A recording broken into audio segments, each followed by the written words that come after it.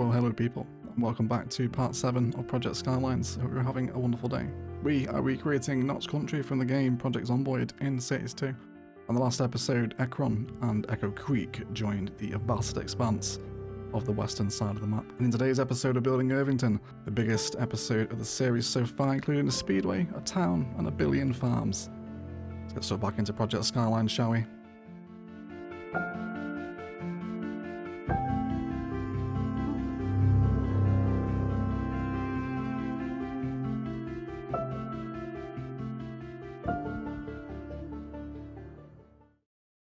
Nowhere else to start really, but opening up the tiles and getting the roads down.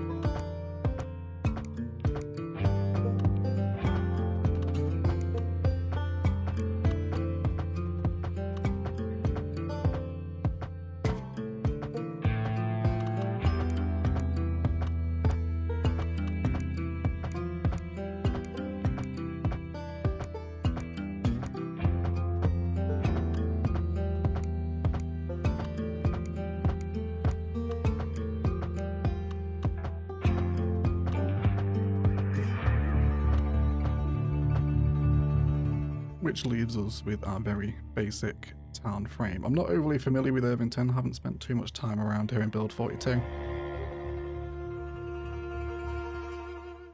But with the road frame in, we can turn our attention toward the first main street, which is how we'll develop Irvington. Bringing in gas stations, a couple of motels and malls around here, and beginning to form the town around this main street. This is such an enormous build.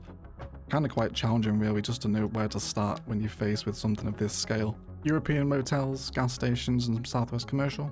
About to create the first services on Irvington Main Street.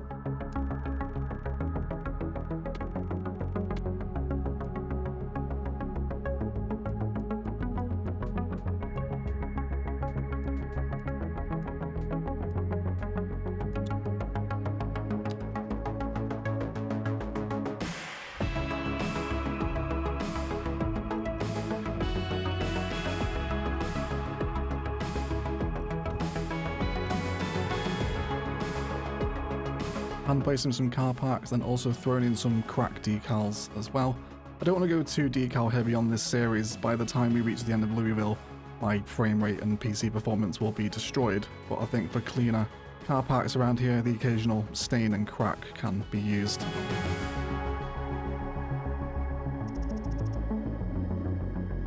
There's many different things along Irvington Main Street, including another one of these really fun row home configurations. I think we came across one of these in Riverside, was it? I can't remember where it was. The map's already too big. But a really nice way to use the row homes together with their own parking, almost in their own kind of private sort of gated community. With some fencing demarcating some back garden detailing and some dumpsters to help service the people that live in this little row of row homes.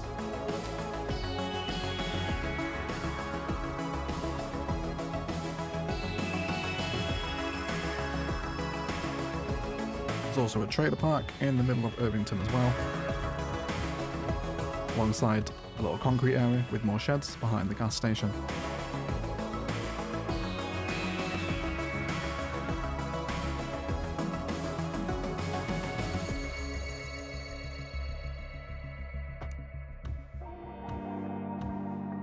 Also took some time to adjust the correct angle of the asymmetry on the main junction, and then turned my attention to the farm supply store. These recolor just to make it a bit more burgundy, and ended up partnering it with a barn instead.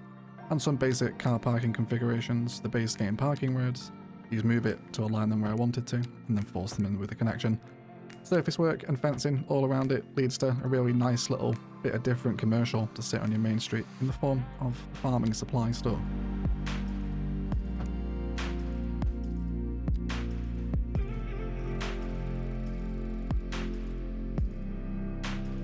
There's also a couple of churches and chapels present in Irvington for which the fire station does the best job, better bulldozering off all the industrial signage and fencing before we add the rest of the single-storey homes present in this bit of the town.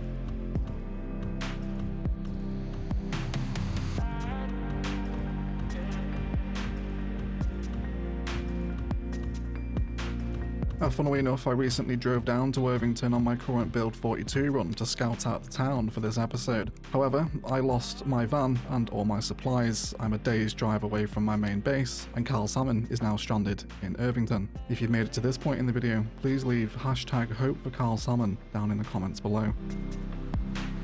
And just a fun live gameplay note, that's Irvington is currently in its early development. But we can see the smokestacks of the steel plant near Echo Creek from here. You can even see a little bit of Ekron.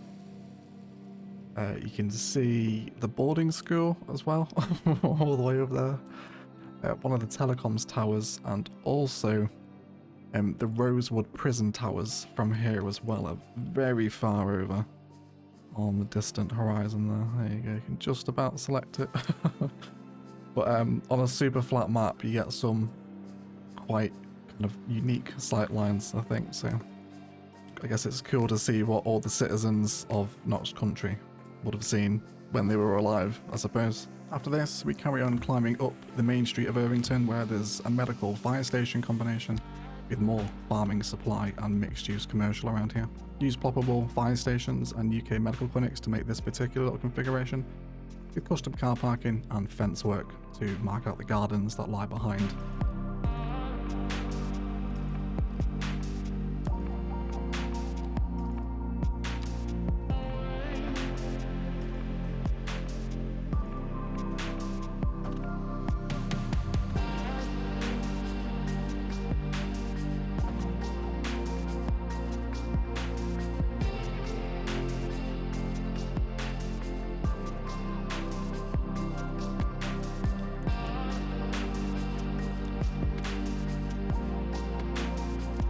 The nodes were getting a little bit tight here, so ended up using MoveIt's manipulate node feature, which is kind of a poor man's node controller, but it just allows the node to breathe if you've got a lot of tight, short segments coming out of it. Also added some service blocks in here as well, so these buildings would become functional. And then there's also a fun little kind of mini train yard here. There's a couple of train props holding some hay bales, which is a nice little bit of detailing to throw in.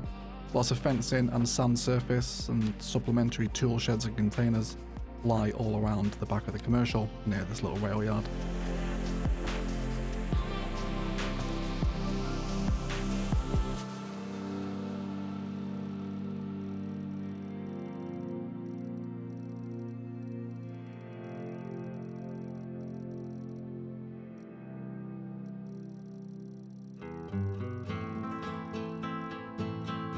Northeast Commercial always works a treat for these older vibes with the brick, with trees going in behind the housing that we just placed.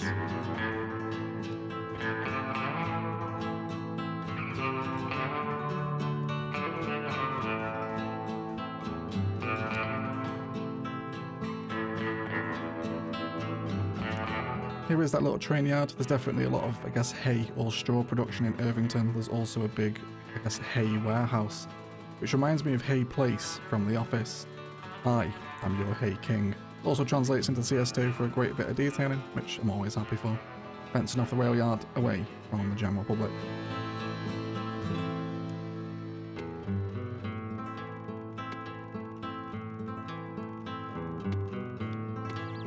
The police station goes in further up the road with some more self-storage vibes. Things are slightly different from Project Zomboid here, just due to the scale. Some orientations of buildings might be slightly different than advertised, and this train did not like me moving these nodes.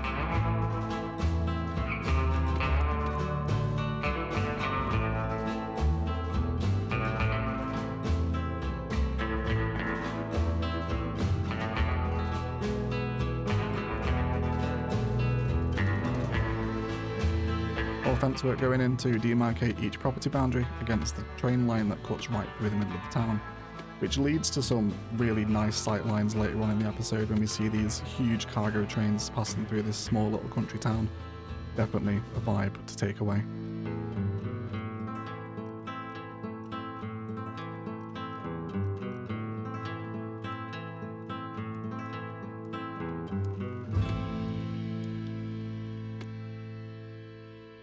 And with that in, we're starting to see the spine and the general structure of Irvington to develop. Now turning our attention to one of the more larger institutions in Irvington, the high school. Using the Urban Promenades High School here, it fit the space pretty perfectly. Wanted to get in some football pitches. Unfortunately, at this scale, none of the decals on Paradox mods work for this size. So I just painted out my own using some pathways, fencing and some goalposts. Pretty convincing, more of a vanilla trick this one with the pathways. You can do the same in CS1 as well. Baseball fields, football pitches can all be adapted with the pathways. But when I'm down to this scale, they work quite nicely, so I'm happy with them here. There's also a small playground at the front, and then better bulldozed off all the hedging so I could draw in my own boundary. And took inspiration from the school in Irvington. There's simple tile spaces with benches and lighting here. So just use this to fill out the space around the back with lots of green around it. There's definitely spaces in this project where I'm having to take more inspiration as opposed to recreation. I think there's very two distinctive different styles of building when you go in for something like this. Not everything translates perfectly, but I reckon 90% of the stuff is probably doable. The biggest challenge in this series so far has definitely just been the scale. He's a perfect example there with the football pitch.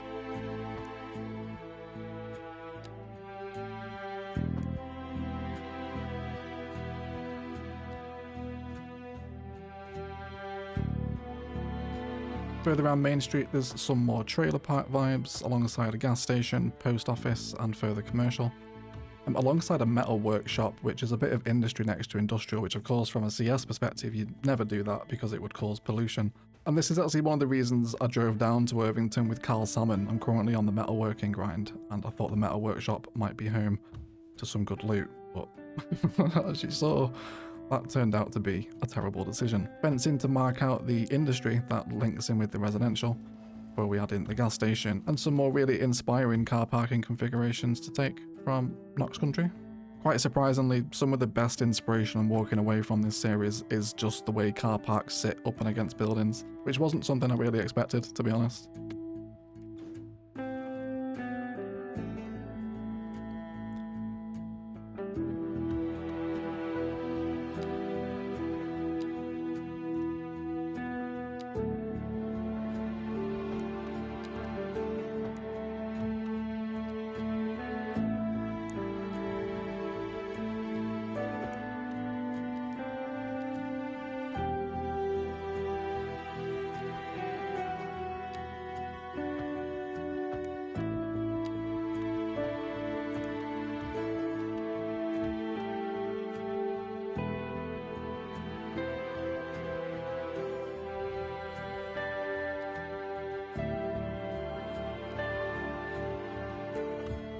Now turning our attention toward a little strip mall configuration that sits in the very southwestern part of the map. There's a mix of office, restaurants, tons of car parking. I also chucked in like a themed Chinese restaurant using one of the China assets here as well. Classic America vibes. That actually looks really nice sat on the intersection of a main country road. This road here that passes through does actually link up back to Ekron. And the little lake hut as well, which won't be building for a while, but that's kind of east from here as well. Again, not a part of the map I've spent tons of time in, so a lot of this was very fresh and not too familiar when building out.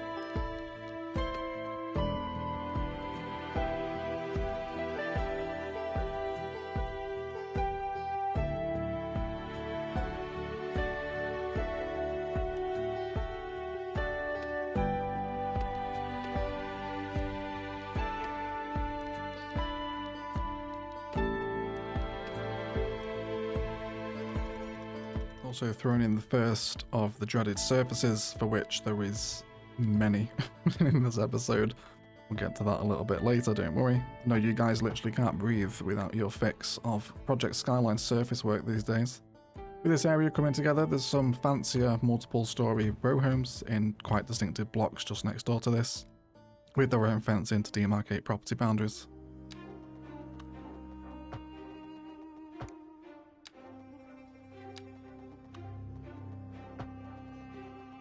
The first of a few construction sites present in Irvington going here as well.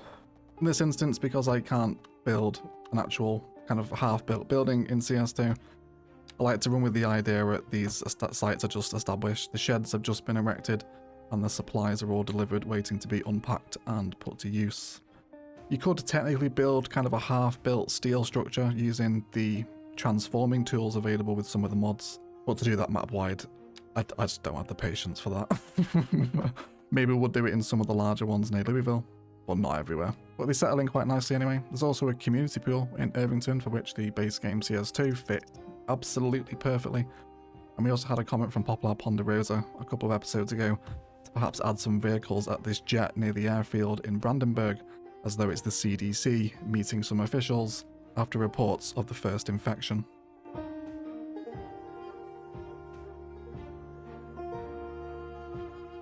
Back to Irvington, there's some posher houses here which actually include swimming pools, for which the waterfront assets made the perfect replica for. These two also have their own fence markings, so better bulldozed off any intrusive fencing, so this could come in place.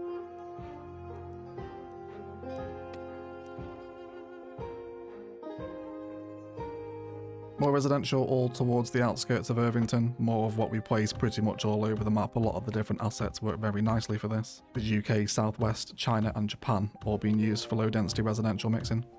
Funnily enough, there's also a transformer, which you can see in the overlay, fit perfectly for this CS2 vanilla transformer, before we add more fields in around all this residential work.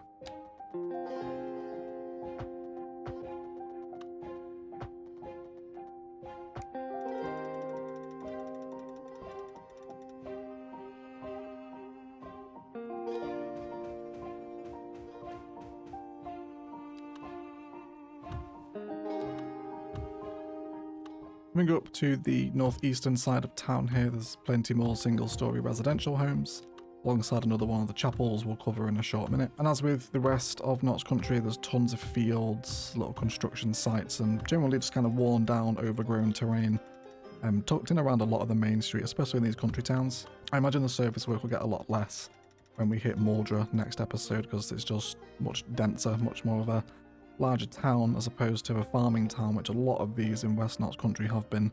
So less surface work hopefully in the future. We hope. Also another little gas station on the exit of Irvington here before we add in some trees behind the houses we just placed.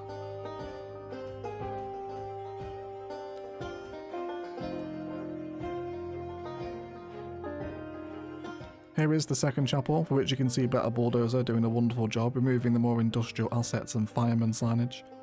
We just get a much more cleaner church looking building. In an unfortunate sense of timing, Revo's modular cemetery from the Dutch pack would have been perfect for this little instance. But alas, this was recorded before that was released. So we'll use Revo's stuff in another cemetery, which we'll guarantee to come across. The vanilla props, the lights, the gravestones, the sheds, and some mod fencing ties together a really fun custom graveyard, greatly inspired by what we see in Knox Country.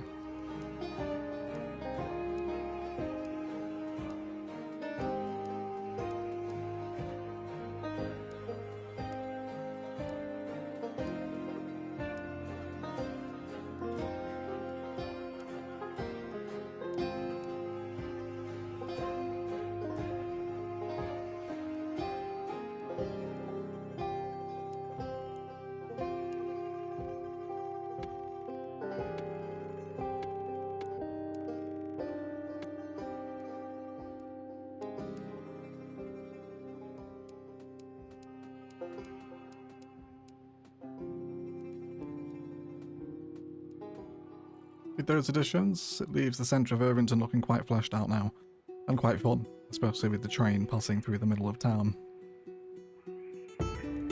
After this, we add in the residences that start to head north out of Irvington. It becomes much more sparse up here, much more what we're used to, of these tiny farm insteads out with huge fields. Did end up adding some different field textures just so we could help keep things fresh, because with so many of them, the vanilla surfaces will only go so far.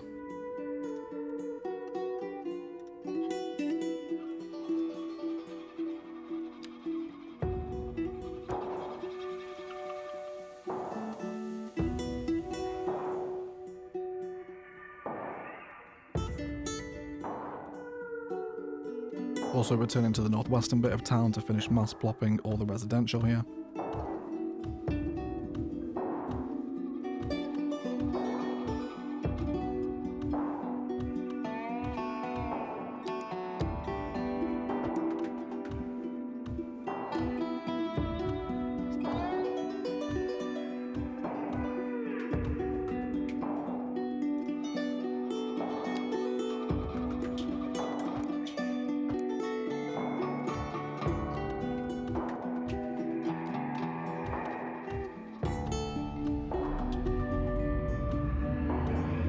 There's also a little custom baseball pitch out here as well, which is something we've seen before. Custom surfaces in the texture, definitely more of a vibe. That's something maybe the locals have set up this, as opposed to a municipal installation. There's a gun club further down this road, but we'll set that up a little later on in the episode, before returning to Main Street, where there's some more kind of angular commercial blocks sitting on the main road with more farming and residential along the opposite side of it. There's also yet another construction site here. Seems Irvington was in the middle of a lot of construction before the infection hit. Our favourite industrial themed props will tie nicely together to replicate this.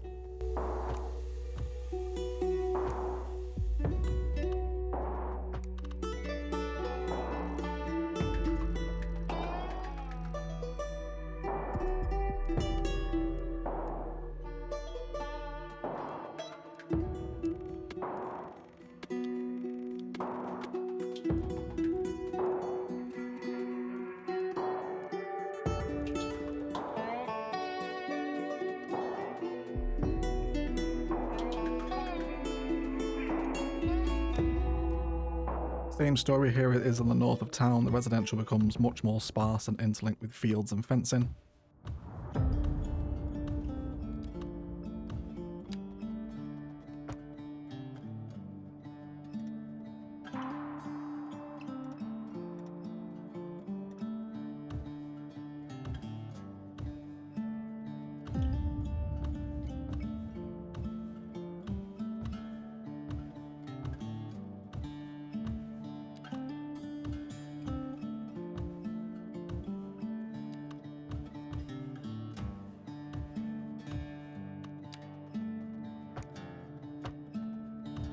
There's also tons of sand around Irvington as well, which we're painting with surfaces. For another little construction site, which also features exact prop replication from Knox Country, where there's a little fire barrel and a couple of benches in between these work sheds.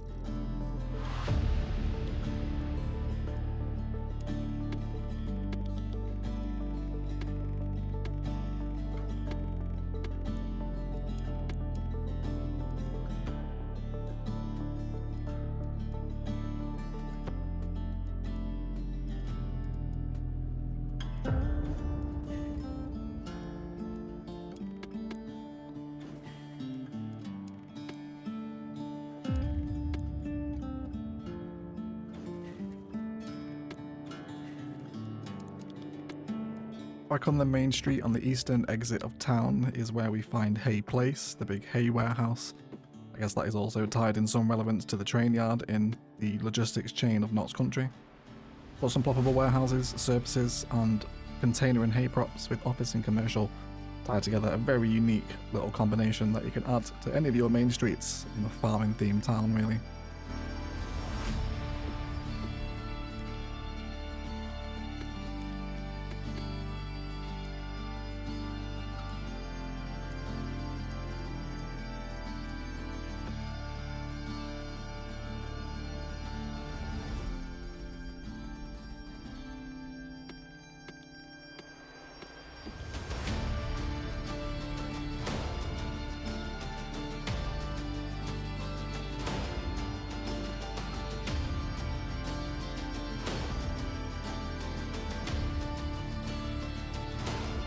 containers here as well, we also throw in some more decals just to kind of reflect maybe where they're damaging the ground when they're moved around shipping freight.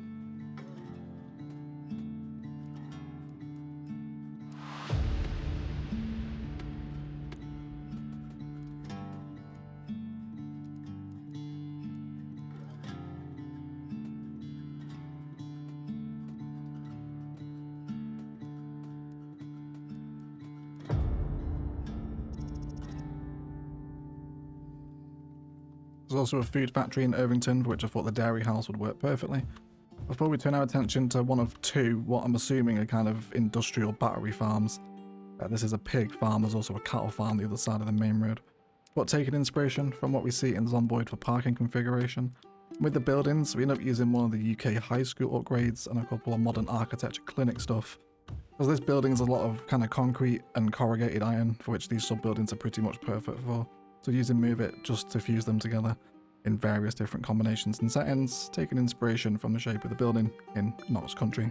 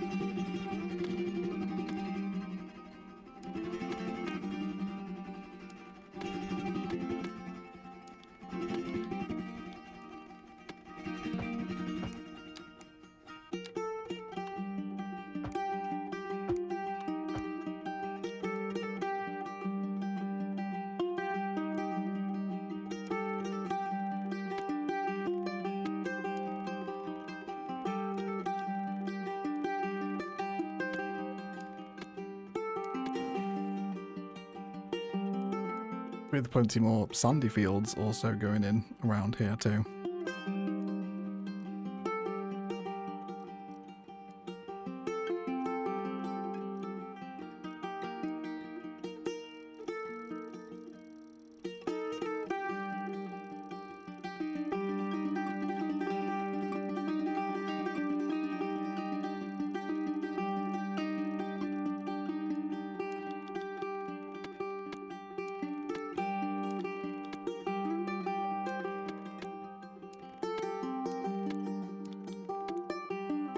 Across the other side of the street is where we'll find the cattle farm, which we use one of the cattle sheds and then a couple of the pumping station sub-buildings actually to help create just what's the opposite side of the street, but this time for cows.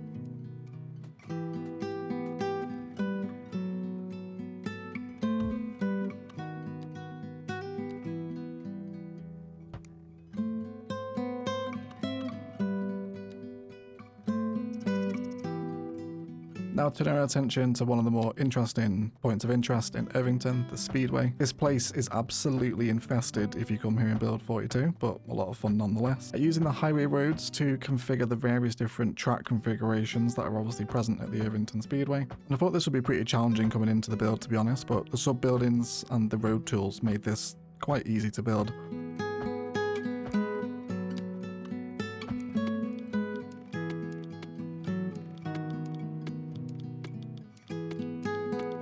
Throwing in the sand traps on the various corners, and there's also a couple of what I'm assuming are kind of like fan viewing areas. There's a couple of food stands and toilets in these fenced off areas, so replicated those as well. With the grandstand, of course, CS2 already has its own stand assets during the car park out the front, then ended up deciding on a couple of, I think, southwest offices to serve as the front of the building, just so we could see people parking up and arriving as if they're here for the Speedway, and use Move It a little bit later so the back of the buildings aren't poking into the seats. I think it makes quite a nice frontage for an arena or a stadium if you like. There's tons of choice for this kind of design.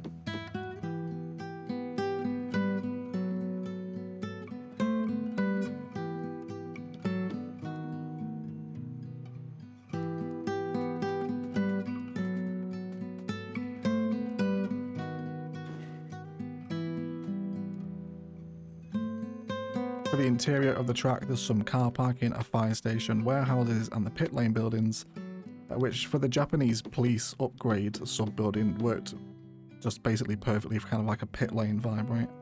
Added in the surfaces to reflect where cars would pull in and out, alongside the warehouse units and the firehouse in the middle of the track.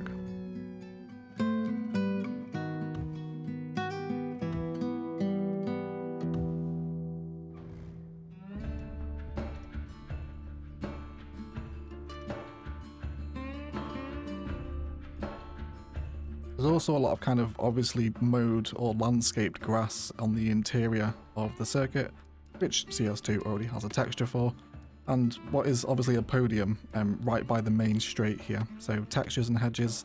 Unfortunately, don't have a podium asset, so just ended up going with, I guess, kind of an awards gazebo is what we'll refer to as, where the winners are rewarded with their trophy. And then fencing to mark off each of these little individual areas around the interior of the track.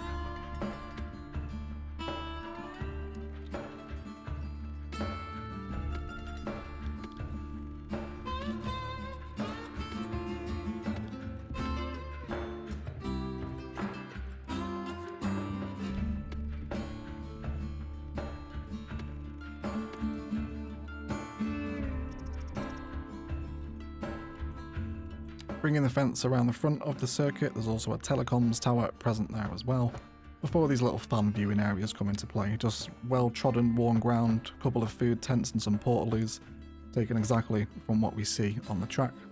There's also a couple of watchtowers, or safety towers, whatever purpose they're serving, so the fire watchtowers do a perfect job for that, before we see more landscaped mowed grass and pathways in the middle of the circuit.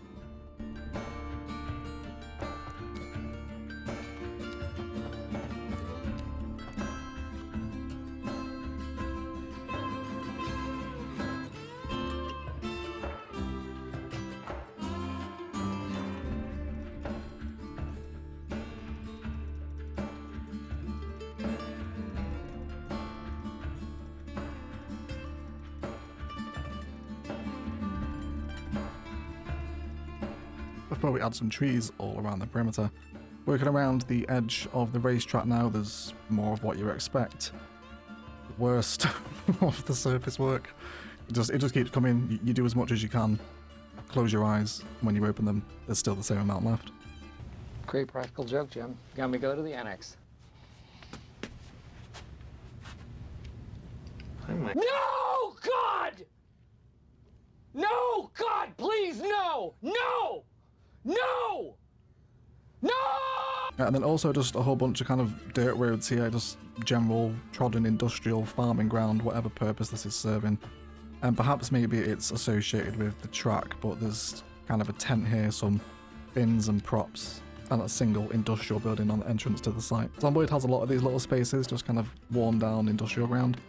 Perhaps maybe teaching me I'm not putting enough of this in my own cities away from Project Skylines.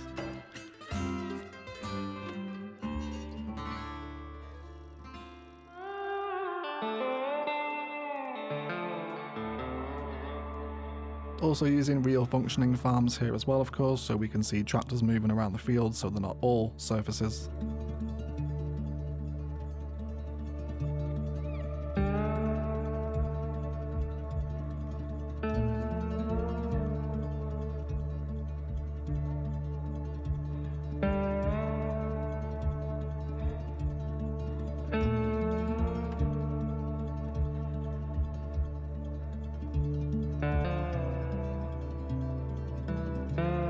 There's also another little classic country warehouse installation here, storing lots of food if you ever need compost loot on build 42.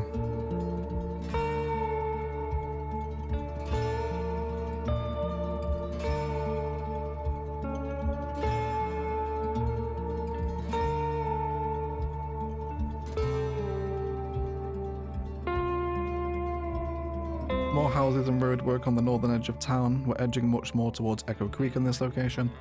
But with all that in, we are beginning to make a dent in the vast expanse that Irvington fills.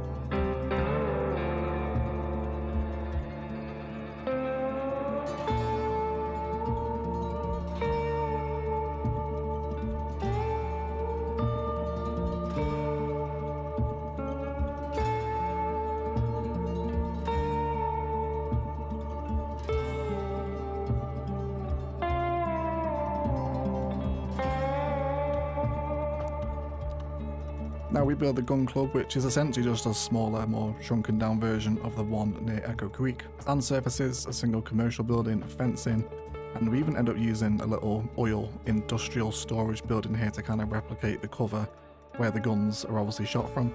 I think it works a little bit better for the vibe than what we use in Echo Creek. Chucked in some basic props inside there, I guess crates of ammunition and guns, etc., alongside some general targets, fences, and barrels down the range, with portaloos and a bit of pathwork to create a really fun little gun club. You can satisfy a very small amount of commercial demand doing this, but it's pretty fun.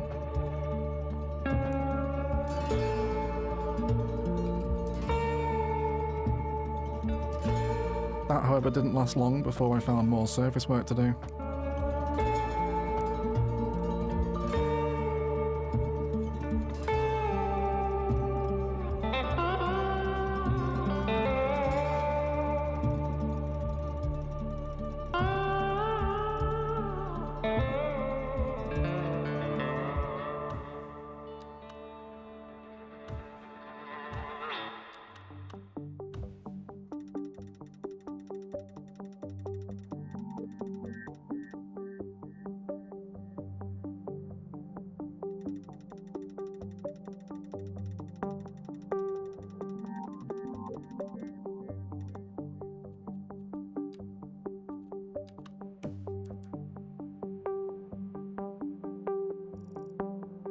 We can see those different surfaces coming into play now as well.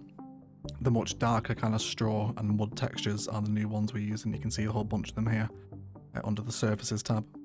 Lots more sand work around this part of the city as well.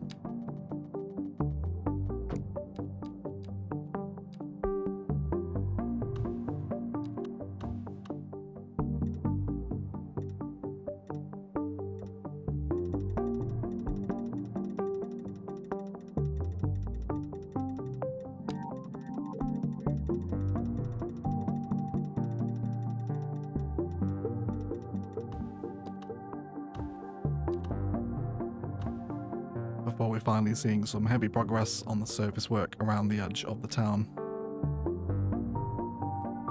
After this, there's a little outpost, I guess, between Echo Creek and Irvington, which is home to a few houses in Zomboid, an abandoned industrial site, but for me it's functioning, which is lots of dirt, oil tanks, general industrial administration space. It always serves as great inspiration as to how to satisfy a tiny bit of industrial demand, maybe in a farming district with zonable buildings. I think the Project Zomboid recreation so far has shown me how to use just single buildings out on their own. Zomboid has a ton of examples of it.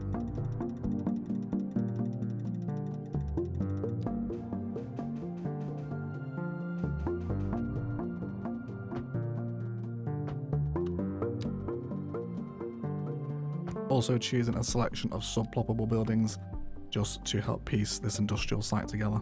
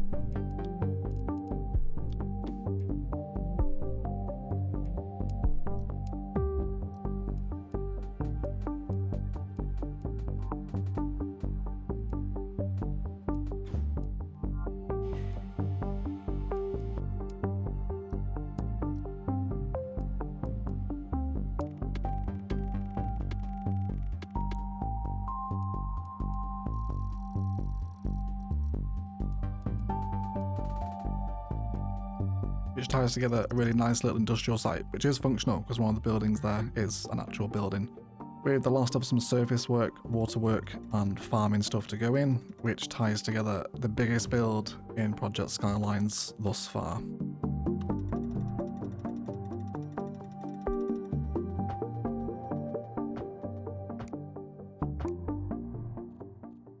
Which leaves us with something that looks a little bit like this. If you have enjoyed this episode, likes, comments and shares below really help out. Sorry it was so long between the last one, but I hope you can see why. This build was just enormous. There's so much here, and along with the edit, I hope you have managed to enjoy it. Massive shout out to the YouTube members and patrons bankrolling these videos, with a shout out to our golden patron eggs: Casino, Spartan Angel, Michael W, Bad Wolf, Louis Adlam, Phoenix MD, Blythe, Jamin, and Great C. Thank you so much indeed for all of your incredible support. I'll see you in the next episode of Project Skylines, as we will most certainly be heading out of the countryside as we begin what is essentially the approach to Louisville, Muldraugh, West Point, and then into the capital. But I'll see you then. Enjoy the cinematics, and I'll shut up and leave it there. And as always, enjoy the rest of your day.